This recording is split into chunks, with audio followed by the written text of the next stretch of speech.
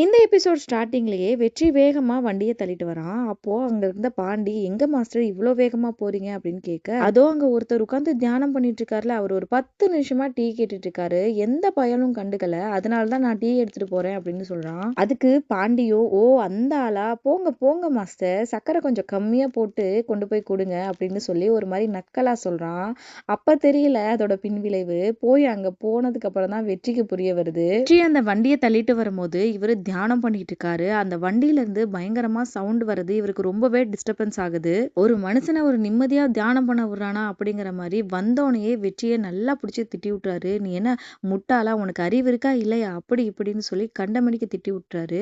டீயும் வேணாம் ஒண்ணும் வேணாம் அப்படின்னு சொல்லி திட்டியும் விட்டு அவரை அனுப்பி விட்டுறாரு. அதனால வெற்றியும் அந்த பக்கம் வந்துடுறாரு. வெற்றி வந்தோடனே பாண்டி கிட்ட கேட்கிறாரு, "யாரையா இந்த ஆளு இந்த கத்து கத்துறான்?" அப்படின்னு கேட்க, அதுக்கு பாண்டியும், "இவர் ரொம்பவே பெரிய ஆளுடா. இவர் பேரு ஜோஜி. இவர் 3 வருஷமா நம்ம ரெசார்ட்ல தங்கி இருக்காரு. இவரோட ஒய்ஃபும் இறந்துட்டாங்க. இவரோட பையனும் ஃபாரின்ல போய் செட்டில் ஆயிட்டான். வீடெல்லாம் ரொம்ப பெரிய வீடு தான்டா. ஆனாலும் அவரால் தனியா இருக்க முடியாதுன்னு சொல்லிட்டு நம்ம ரெசார்ட்ல தங்கி இருக்காரு. இது மட்டும் இல்லடா, இந்த ரெசார்ட்டையே அவர் நினைச்சா வாங்க முடியும். அந்த அளவுக்கு துட்டு வச்சிருக்காருன்னு சொல்ல, அது மட்டும் இல்ல, அவர்கிட்ட நீ நல்ல பேர் மட்டும் வாங்கிட்டா நல்லாவே காசு கறக்கலாம்" அப்படிங்கிற மாதிரி பாண்டி ஐடியா கொடுத்துட்டு இருக்கான். "ஆமா, நான் ஏன் இதெல்லாம் உன்கிட்ட சொல்லிட்டு இருக்க போறேன்? இப்போ நெடுமாறனே உன்னை வேலையை விட்டு தூக்க போறான். அதுக்கப்புறம் இந்த வேலை இருந்தா என்ன இல்லாட்டி என்ன அப்படிங்கிற மாதிரி சொல்லிட்டு இருக்கான் பாண்டி. "ஏன்டா நீ வேற இப்படி எல்லாம் சொல்லி பயமுறுத்துற" அப்படின்னு. "இந்த வேலை மட்டும் எனக்கு போயிடுச்சுன்னா என் அப்பனை மாதிரி நானும் கடன்காரனா எங்கேயாவது ஓட வேண்டியதான்" அப்படின்னு சொல்லி ரொம்பவே ஃபீல் பண்றான். அதுக்கு பாண்டியும், "ஏன்டா இவ்வளோ யோசிக்கிற? நீ பேசாம போய் சாரி கேளு. ரொம்ப வந்து திட்டினாருன்னா காலில் விழுந்துடு" அப்படின்னு சொல்ல, வெற்றியும் அதை தாண்டா பண்ணணும், சரி நான் போய் சாரி கேட்கறேன் அப்படின்னு அங்கிருந்து கிளம்பிடுறான். நெக்ஸ்ட் கிச்சன்ல கட்டுறாங்க. நெடுமாறன் இன்னமுமே கோவமா தான் இருக்காரு வெற்றி மேல. அதே கோவத்திலேயே ஏதோ ஒரு புதுசா டிஷ் ட்ரை பண்ண போறாரு போல. அங்க இருக்கிற வெங்காயம், மஷ்ரூம் அது இதுன்னு சொல்லி எல்லாத்தையும் கட் பண்றாரு. அதை ஏதோ ரோல் பண்ணி அது தண்ணிக்குள்ள எல்லாம் வேக வைக்கிறாரு. அது ஏதோ ஒரு புது டிஷ் அப்படின்னு நினைக்கிறேன். அந்த டிஷ்ஷை செஞ்சு முடிச்சுட்டு இருக்கிற எல்லா செஃப்பையும் கூப்பிட்டு சாப்பிட சொல்றாரு. அது மட்டும் இல்லாம இந்த டிஷ்ஷை நீங்க எல்லாருமே ரீக்ரியேட் பண்ணி எனக்கு இங்க கொண்டு வந்து வைங்க அப்படின்னு சொல்றாரு. "என்ன செஃப், இது உங்களோட ஸ்பெஷல் டிஷ், இதை எப்படி நாங்க செய்ய முடியும்?" அப்படின்னு சொல்றாங்க. "சிக்னேச்சரும் இல்ல, ஒரு மயிரும் கிடையாது. இதை யாரோ ரீக்ரியேட் பண்ணிருக்காங்க. எனக்கு ரொம்பவே அசிங்கமா இருக்கு.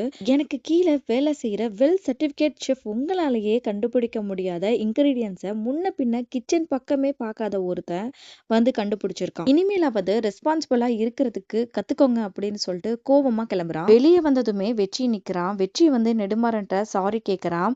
"சரி, உன் வேலைக்கெல்லாம் எந்த பிரச்சனையும் வராம நான் பாத்துக்கிறேன். இந்த டிஷ்ஷை எப்படி நீ கண்டுபிடிச்ச அதை மட்டும் நீ சொல்லு" அப்படின்னு சொல்லி கேட்கறான். வெற்றியும் நடந்த எல்லாத்தையும் சொல்றான். "அதுல நீங்க போட்டுக்கிறது கடல்பாசி நெய் தானே? அது என் நாக்குக்கு ரொம்பவே பழக்கப்பட்டது ஒண்ணுதான். மத்த எல்லா இன்கிரீடியன்ஸும் ஆஸ் யூஷுவல் போடுற மாதிரி தான் போட்டிருக்கீங்க. அதனாலதான் நான் சாப்பிட்டு பார்த்தோன்னே கண்டுபிடிச்சிட்டேன்" அப்படின்னு சொல்றான். அதுக்கு நெடுமாறனும், "நல்லாவே கெஸ் பண்ற" அப்படின்னு சொல்லிட்டு அங்கிருந்து நகர்றான். வெற்றியும், "சார், உங்க கிச்சன்ல வேலை பார்க்கணும். அதுக்கு நான் என்ன பண்ணணும்?" அப்படின்னு கேட்கறான். அதுக்கு நெடுமாறனும், "வெயிட் பண்ணணும். கிச்சன்ல கால் வைக்கிறதுக்கும் சமைக்கிறதுக்கும் தகுதி வேணும். அதுக்கான நேரம் இது கிடையாது" அப்படின்னு சொல்லிட்டு போயிடுறான். அப்படியே கட் பண்ணா வெற்றியும் பாண்டியும் காட்டுறாங்க. வெற்றி பாண்டி கிட்ட, "நெடுமாறன் வேலைக்கு சேர்த்துக்கிறேன், கிச்சன்ல உனக்கு வேலை இருக்கு" அப்படிங்கிற மாதிரி எல்லாம் சொன்னதாவும் அப்படி இப்படின்னு சொல்லிட்டு பில்டப் போட்டுட்டு இருக்கான். அதுக்கு பாண்டி உஷாராயிட்டு, "என்னது, நெடுமாறனே உன்னை வேலைக்கு சேர்க்கிறேன்னு சொன்னாரு, நீ வேலை வேணான்னு சொல்லிட்டு வந்த, இதை நான் நம்பணுமா?" அப்படிங்கிற மாதிரி கேட்கறான். பாண்டி நெடுமாறன்ட்டையே என்ன நடந்துச்சு அப்படின்னு சொல்லி நான் கேட்டுக்கிறேன்னு சொல்லி கிளம்புறான். உடனே வெற்றியோ, "யோ நிப்பாடியா, அதெல்லாம் ஒன்றும் நடக்கல. அதாவது இவ்வளோ நாளா மூஞ்சி கொடுத்து பேசாதவர் ஒருத்தவர் என்னை மதிச்சு பேசியிருக்காரு, அதுவே எனக்கு பெரிய ஒரு விஷயம்" அப்படின்னு சொல்லிட்டு ரொம்பவே சந்தோஷப்பட்டுட்டு இருக்கான். அப்படியே கட் பண்ணா ஜோஜியும் அங்க வந்து சண்டை போட்டுட்டு இருக்காரு. என்ன விஷயம்னு பாத்தீங்க அப்படின்னா, அதாவது ஜோஜி ரசம் சாதம் கேட்டிருப்பாரு போல. ஸோ மெனுலயே இல்லாத சாப்பாடை விக்கி ரெடி பண்ணி கொண்டு வந்து கொடுக்குறான். "இது மெனுலயே இல்லைனாலும் உங்களால ரசம் சாதம் கூட ரெடி பண்ணி கொடுக்க முடியாதா?" அப்படின்னு சொல்லி ஜோஜி பயங்கரமா கத்திட்டு இருக்காரு. இப்படி சண்டை போட்டுட்டு இருக்கிறத வெற்றியும் பாண்டியும் தூரமா இருந்து பார்த்துட்டு இருக்காங்க. ஒரு நாள் வெற்றியை காட்டுறாங்க. வெற்றி ரசத்துக்கு தேவையான எல்லா பொருளையும் வாங்கிட்டு போய் அவன் கையாலேயே ரசம் வச்சு ஒரு டிஃபன் பாக்ஸ்ல போட்டு ஜோஜிக்கு கொண்டு வந்து தரான். "உங்களுக்காகவே ஸ்பெஷலா செஞ்சது, சாப்பிட்டு பார்த்து சொல்லுங்க" அப்படின்னு சொல்லிட்டு ஓரமா போய் நின்னுறான். ஜோஜியும் டிஃபன் பாக்ஸை ஓபன் பண்ணி சாப்பிட்டு பார்த்தோன்னே மெய் மறந்து சாப்பிட்றான். இதை ரொம்ப தூரமா நின்று வெற்றி பார்த்து ரசிச்சிட்டு இருக்கான். அப்படியே கட் பண்ணா செஃப்ஸ் எல்லாம் பேசிட்டு இருக்காங்க. அதாவது அனிமல் கேர் டீம்ல இருந்து ஆளுங்கெல்லாம் வராங்க. சொல்றாங்க, அவங்களுக்கெல்லாம் எக்காரணத்தை கொண்டும் நான்வெஜ்ஜை கண்ணில் கூட காட்டிடக்கூடாது அப்படின்னு சொல்லிட்டு மற்ற எல்லாருக்குமே இதை இன்ஃபார்ம் பண்ணுங்க அப்படின்னு சொல்றாங்க. நெக்ஸ்ட் பார்த்தீங்கன்னா அனிமல் கேர் டீம்ல இருந்து எல்லாருமே வந்துடுறாங்க.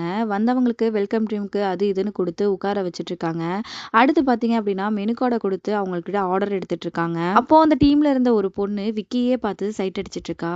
நெக்ஸ்ட் விக்கி ஆர்டர்லாம் எடுத்துட்டு கீழே வந்தோன்னே அந்த பொண்ணு கீழே ஓடி வந்து விக்கியை பார்த்தோன்னே நீங்க ரொம்பவே சூப்பரா இருக்கீங்க, ஸ்மார்ட்டா இருக்கீங்க, சிவகார்த்திகேயன் மாதிரியே இருக்கீங்க அப்படின்னு சொல்லிட்டு கடலை போட்டுட்டு இருக்கா. இதை பார்த்த வேணி 32 பல்லும் தெரியுது, நீ எல்லாம் வந்து சிவகார்த்திகேயனடா அப்படின்னு சொல்லி கிண்டல் பண்ணிட்டு இருக்கா. ஏன்னா இவங்க 2 பேரும் லவ் பண்ணிட்டு இருக்காங்க போல. நெக்ஸ்ட் பாண்டியும் வெற்றியும் பேசிட்டு வந்துட்டு இருக்கும் போது அங்க ஐஸும் வேணியும் வந்துட்டு இருக்காங்க. அதை பார்த்தவொடனே வந்து அப்படியே பம்முறான். பம்முனோடனே என்னடா ஆச்சு அப்படின்னு கேட்டுட்டு இருக்கும் போதே ஐஸும் வேணியும் நல்லா கலாய்ச்சி விட்டுறாங்க. இதனால வெற்றி மூஞ்சி அப்படியே வந்து ரொம்பவே வாடி போயிடுது. இதை பார்த்த பாண்டி என்னடா ஆச்சு அப்படின்னு கேட்க நடந்த எல்லா விஷயத்தையும் அந்த ட்ராலி விஷயத்த எல்லாத்தையுமே சொல்ல உடனே இவங்களெல்லாம் பாருடா கண்டிப்பா ஒரு நாள் ரிவெஞ்ச் எடுப்பேன் அப்படின்னு சொல்லிட்டு சொல்றான். அடுத்து அப்படியே ஒரு ரூம்க்கு வரான். ரூம்க்கு வந்து பார்த்தா எல்லாத்தையும் சாப்பிட்டு குடிச்சிட்டு நல்லா வாந்தி எடுத்து அப்படியே ஒருத்தன் மட்டையாகி கீழே கிடக்குறான்.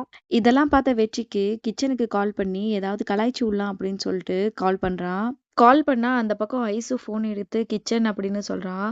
கிச்சனுங்கிற பேரை குப்பை தொட்டின்னு மாத்திக்கங்க அப்படின்னு சொல்றான். குப்பையில கொட்ட வேண்டியதெல்லாம் எங்க தலையில கொட்டுறீங்களா? இதெல்லாம் கம்மாயில திரியிற பன்னிங்க கூட நக்காது. ரிவ்யூல பாருங்க உங்களெல்லாம் எப்படி கிளி கிளின்னு கிழிச்சு தொங்க விடுறேன் அப்படின்னு சொல்லிட்டு கண்டபடி பேசிட்டு போனை வச்சிடறான். வெற்றி பேசின எல்லாத்தையுமே ஸ்பீக்கர் போட்டு அந்த பக்கம் எல்லா செஃப்மே கேட்டுட்டு இருக்காங்க. அதுல நெடுமாறனும் நிக்கிறான். கஸ்டமர் ரிவ்யூ போட்டா இதனால ஹோட்டலோட பேர் தான் போகும், இதனால இந்த விஷயத்த நானே பாத்துக்கிறேன் அப்படின்னு சொல்லிட்டு அங்க இருந்து கிளம்புறாரு. இந்த விஷயம் தெரியாத வெற்றியும் பாண்டியும் செமையா குத்தாட்டம் போட்டுட்டு இருக்காங்க. அப்போன்னு பார்த்து காலிங் பெல் அடிக்கிற சவுண்டு கேக்குது. யாரா இது டிஸ்டர்ப் பண்றதுன்னு சொல்லிட்டு போய் பார்த்தா கதவை திறக்காமையே அந்த ஹோல்ஸ்ல பாக்குறாங்க. நெடுமாறன் நின்றுட்டு இருக்கிறத பார்த்தோன்னா செமையா அதிர்ச்சி ஆகுறாங்க. என்னடா பண்ண போறோம் அப்படின்னு 2 பேரும் முழிச்சிட்டு இருக்கும் போதே இந்த எபிசோட முடிக்கிறாங்க.